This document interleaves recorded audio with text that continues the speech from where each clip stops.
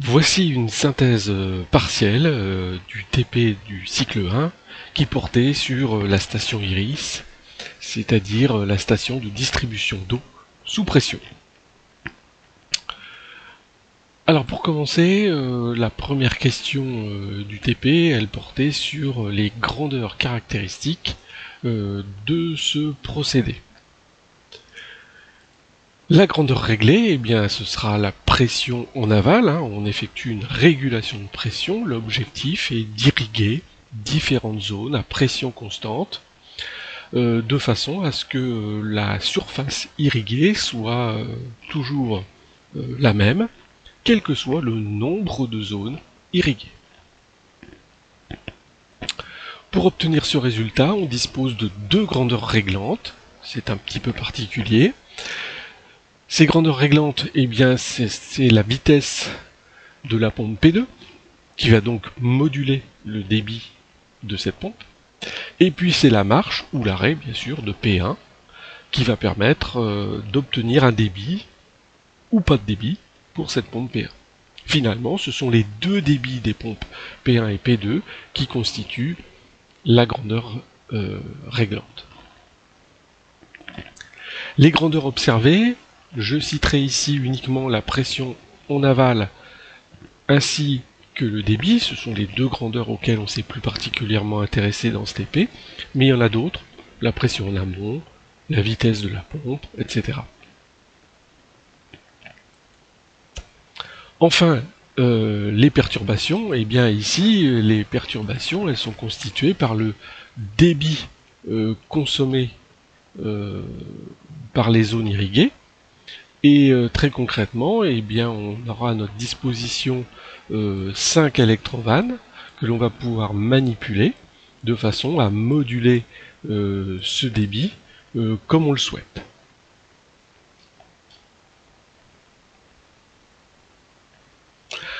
Alors, maintenant, on va s'intéresser plus particulièrement aux essais effectués en mode automatique.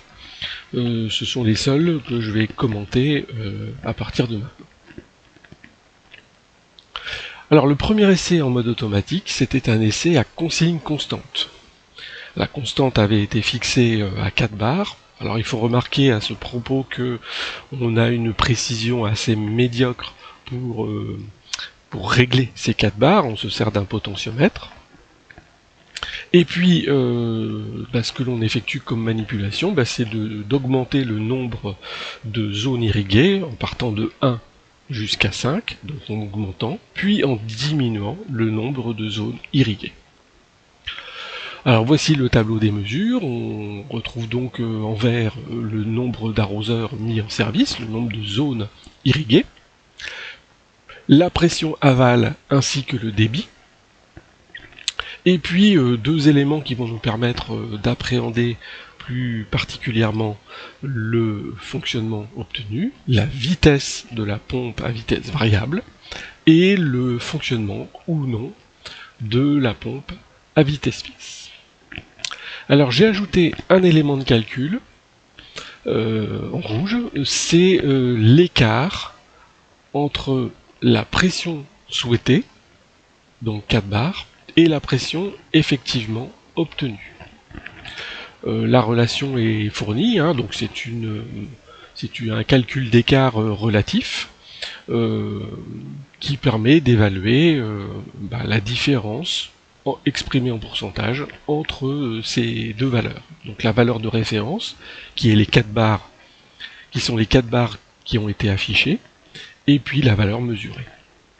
Alors on prend la valeur absolue, tout simplement parce que l'écart soit positif ou négatif, c'est pas très important pour le commenter. Alors on pouvait se contenter des tableaux qui sont présentés ici pour effectuer un commentaire. Néanmoins, il est sans doute plus facile d'effectuer un commentaire en se servant de caractéristiques graphiques qui vont permettre de mieux appréhender les résultats obtenus. Alors voici un exemple de caractéristiques que l'on pouvait tracer. Et je vais les commenter maintenant. Alors pour commencer, la caractéristique de pression. Donc la caractéristique de pression, elle est ici en rose. Alors on voit que globalement, hein, la pression semble peu varier au fil du temps, au fil des essais.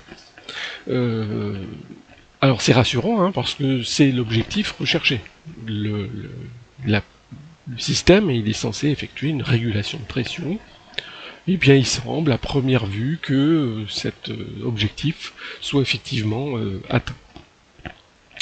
Le deuxième commentaire que l'on peut effectuer, c'est le commentaire concernant le débit. Alors on voit que le débit, finalement, il évolue linéairement, que ce soit à la montée et à la descente, et puis on peut également constater que le débit lors de l'augmentation est égal au débit lors de la diminution pour un même nombre d'arroseurs.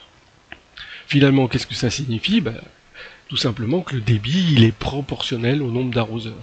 Et que finalement, le débit qu'on obtient pour 3 arroseurs mis en service, eh bien c'est 3 fois le débit d'un arroseur. Donc finalement, il y a proportionnalité entre le débit et le nombre d'arroseurs mis en service.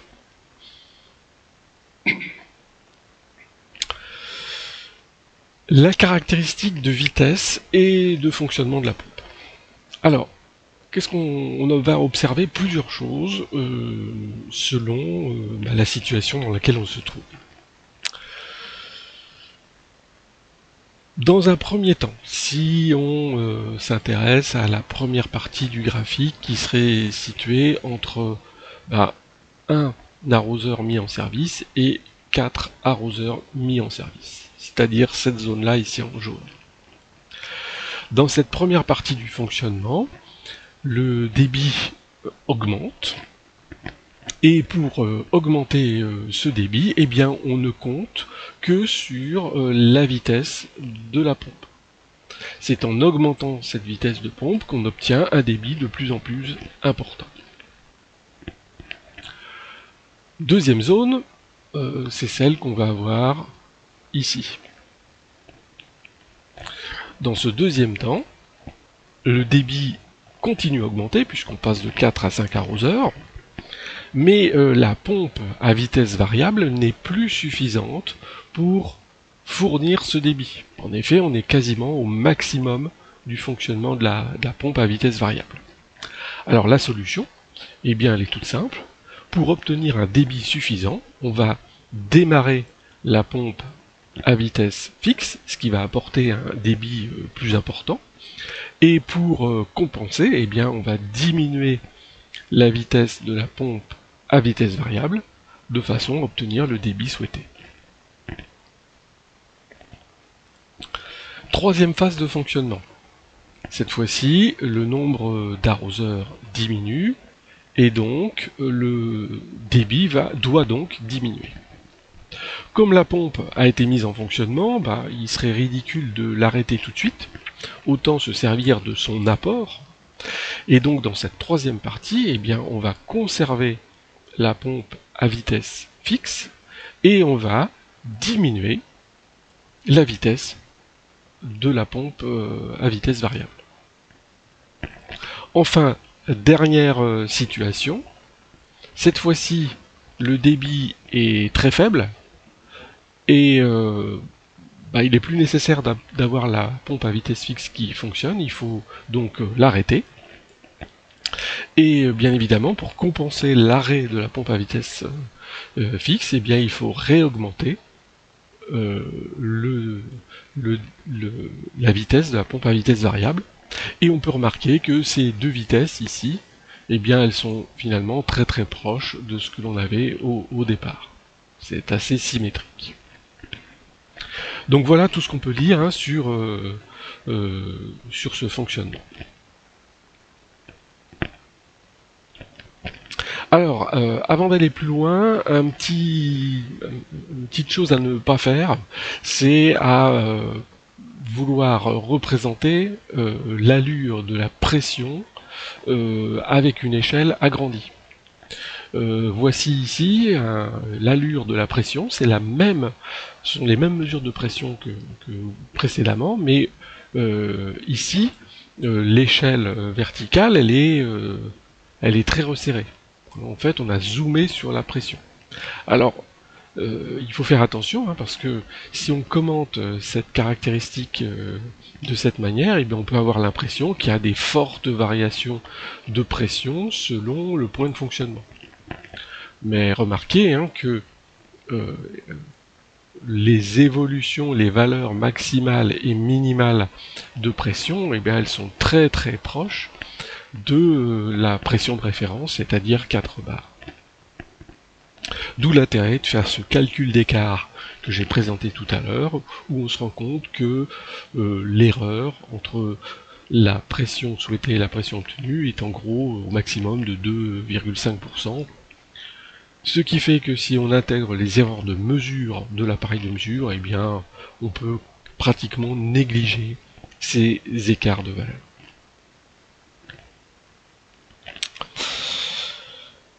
Alors on avait ensuite un essai dynamique qui a été effectué. Cet essai dynamique consistait à passer brutalement de 2 électrovannes en service à 4 électrovannes en service, puis à les refermer. Alors, si on veut faire un commentaire rapide de l'évolution, des évolutions obtenues, en ce qui concerne le débit, très logiquement, le débit va augmenter progressivement lors de l'ouverture des vannes et va ensuite diminuer progressivement lors de la fermeture de ces vannes. Par contre, ce qui est plus intéressant à remarquer, c'est que au moment de l'ouverture des vannes, eh bien, on enregistre une chute de pression qui va être compensée en quelques secondes. De la même manière, au moment de la fermeture des vannes, on va enregistrer un excès de pression qui, là aussi, va être compensé en très peu de temps, en environ 10 secondes, hein, par le système. Et en dehors de ces phases dynamiques, eh bien, on constate que la pression est constante. Toutes les valeurs que l'on mesure ici, hein, toutes les valeurs statiques que l'on mesure ici, eh bien, on peut les retrouver dans le tableau de mesure précédent.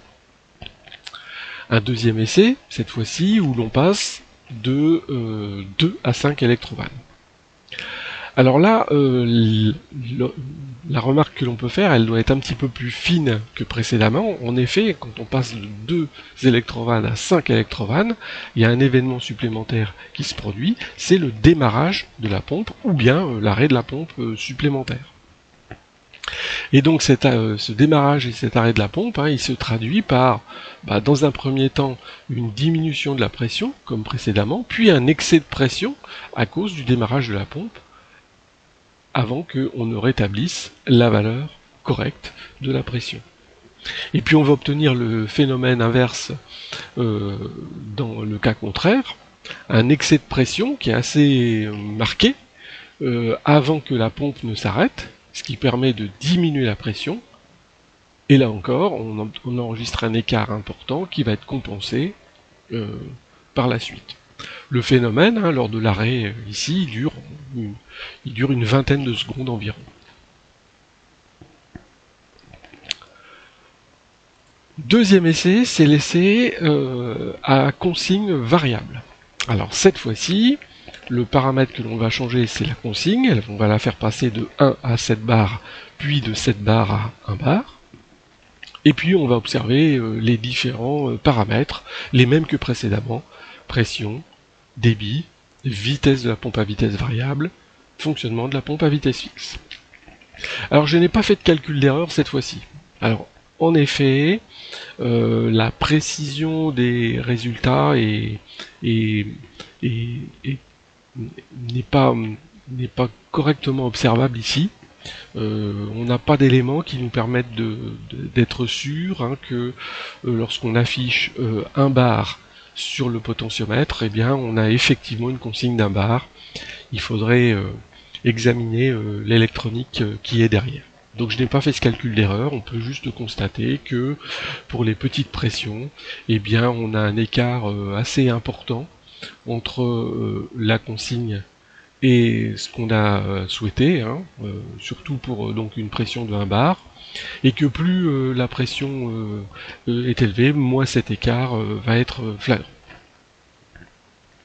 Alors là aussi, on va se baser sur des caractéristiques pour interpréter le fonctionnement obtenu. Alors on commence par la pression. Alors, si le système était parfait, eh bien on devrait avoir une sorte de courbe en V inversée, puisque on devrait avoir, quand je souhaite 1 bar, j'obtiens 1 bar, quand je veux 2 bars, j'obtiens 2 bars, etc.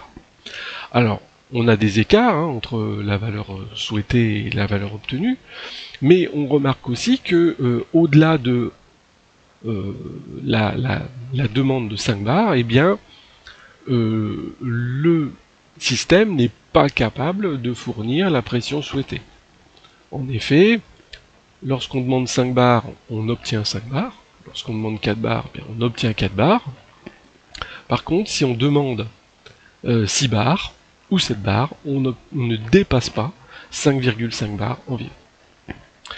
Alors, quelle est l'explication? Eh bien, tout simplement, c'est une limitation matérielle. Le matériel, les pompes qui sont installées ne permettent pas de fournir plus de 5,5 bars. Si on avait besoin d'une pression plus élevée, il faudrait changer les pompes, mettre des pompes de puissance plus importante, ce qui nous permettrait d'obtenir une puissance plus importante. Alors d'ailleurs, c'est assez confirmé par d'autres aspects. En effet, si on s'intéresse à cette zone-là du fonctionnement, eh bien on peut constater qu'on est au maximum des capacités du système. La pompe à vitesse fixe, elle est en fonctionnement, et la pompe à vitesse variable, eh bien elle est au maximum de la vitesse. On ne peut pas dépasser ces valeurs-là. Donc ça veut dire que dans le cadre jaune ici, on a les pressions maximales et le débit également maximum qui peut être obtenu. Quand on n'est pas dans cette zone, eh bien on retrouve finalement un fonctionnement qui est plus classique par rapport à celui qu'on a vu précédemment, et notamment, on peut constater que on va avoir une situation qui déclenche le fonctionnement de la pompe à vitesse fixe, et puis une situation qui provoque son arrêt. Et on peut constater que ces situations ne sont pas symétriques, ici, selon la pression demandée, la phase de fonctionnement et la phase d'arrêt de la pompe à vitesse fixe ne sera pas la même. Alors voilà pour ces quelques explications sur ce TP. Profitez-en et essayez de les appliquer dans des situations de mesure futures.